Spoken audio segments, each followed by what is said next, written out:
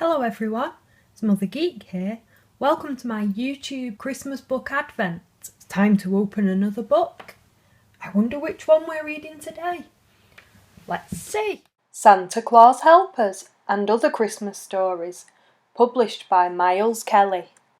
This book contains 4 different stories: The Nutcracker and the Mouse King, Santa Claus Helpers, How Johnny Cricket Saw Santa Claus, and A Visit from St. Nicholas. Today I'm only going to read the cover story, which is Santa Claus Helpers. Santa Claus Helpers, an extract from The Life and Adventures of Santa Claus by Frank L Baum. In this story about Santa Claus, he has 4 magical helpers called Kilter, Peter, Nutter and Whisk. One Christmas Eve, when his reindeer had leapt to the top of a new building, Santa Claus was surprised to find that the chimney had been built much smaller than usual, but he had no time to think about it just then. So he drew in his breath and made himself as small as possible and slid down the chimney. I ought to be at the bottom by this time, he thought, as he continued to slip downwards. But no fireplace of any sort met Santa Claus' view. And by he reached the very end of the chimney, which was in the cellar. This is odd, he reflected, much puzzled by the experience. If there is no fireplace, what on earth is the chimney good for? Then he began to climb out again, and found it hard work, the space being so small. And on Santa Claus's way up, he noticed a thin round pipe sticking through the side of the chimney, but he could not guess what it was for.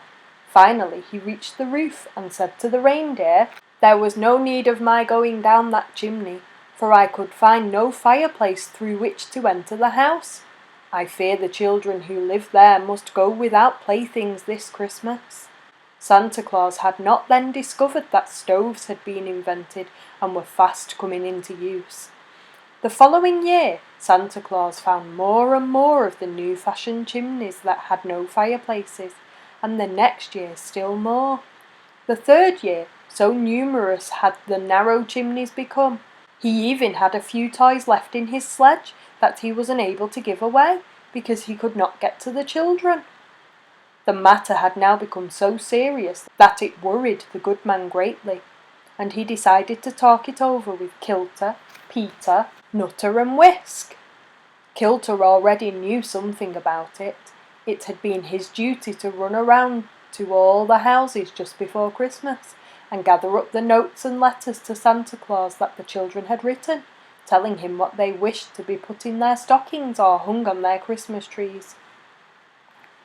"Well," declared the laughing Whisk, "we must abandon any thought of using these new-fashioned chimneys, but become burglars and break into the houses some other way." "What way?" asked Santa Claus.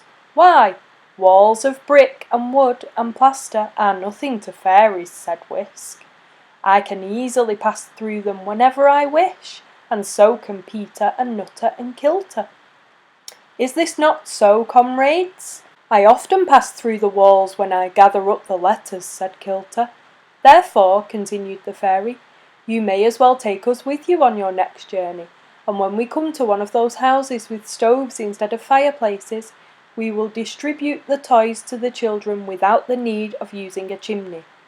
"That seems to me a good plan," replied Santa Claus, well pleased at having solved the problem. "We will try it next year." That was how the 4 helpers all rode in the sledge with their master the following Christmas Eve, and they had no trouble at all entering the new-fashioned houses and leaving toys for the children that lived in them. Taken all together, the trip was a great success, and to this day the 4 little helpers always accompany Santa Claus on his yearly ride and help him to distribute his gifts. And Santa Claus soon found that parents were really anxious he should visit their homes on Christmas Eve and leave presents for their children.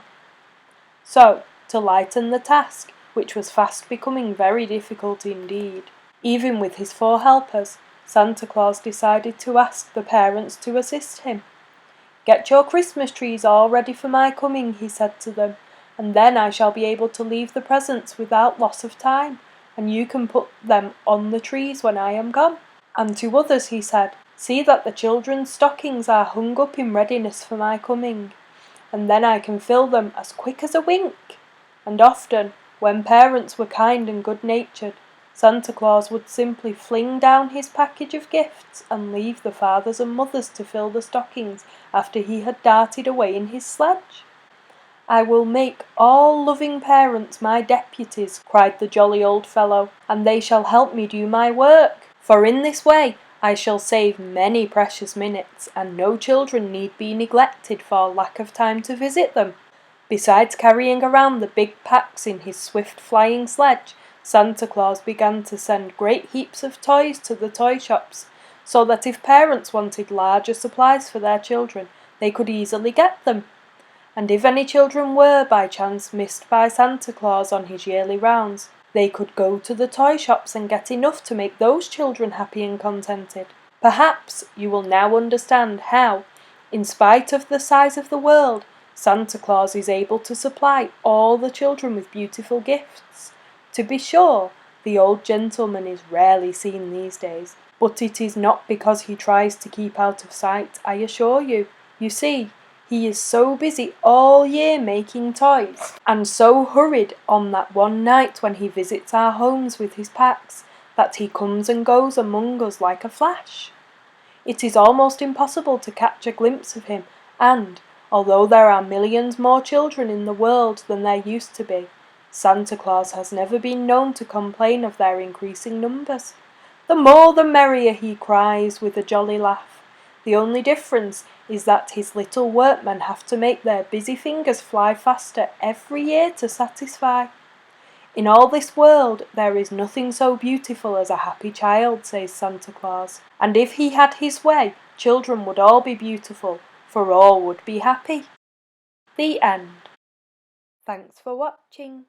Check back tomorrow for another story.